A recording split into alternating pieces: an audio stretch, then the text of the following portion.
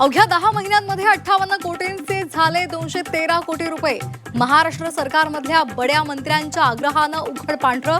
झी24 तासचं आणखी एक दणदणीत इन्व्हेस्टिगेशन।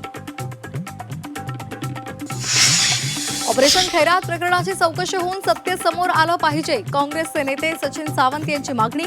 भाजप सरकार भ्रष्टाचारग्रस्त असल्याचाही आरोप।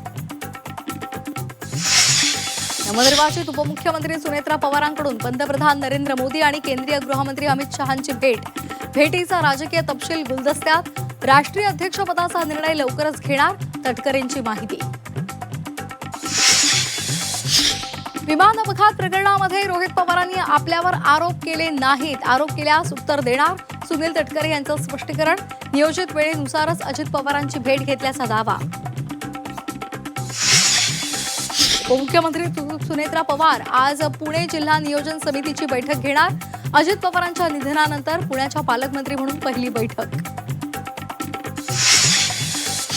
चंद्रपूरमधल्या पराभवानंतर काँग्रेसचे शिवसेना उद्धव बाळासाहेब ठाकरे पक्षावर आगपाखड। इतरांची लाच काढण्यापेक्षा चंद्रपुरात कशी लाच घालवली ते तपासा। हर्षवर्धन सपकाळ यांचं संजय राऊतांना प्रत्युत्तर। देशभरातील 10 कामगार संघटनांकडून आज भारत बंदची हाक। केंद्र सरकारनं कामगार कायद्यामध्ये केलेल्या बदलांचा निषेध। काँग्रेसचा बंदला पाठिंबा। T20 वर्ल्ड कपमध्ये आज भारत आणि नामिबिया यांच्यामध्ये लढत।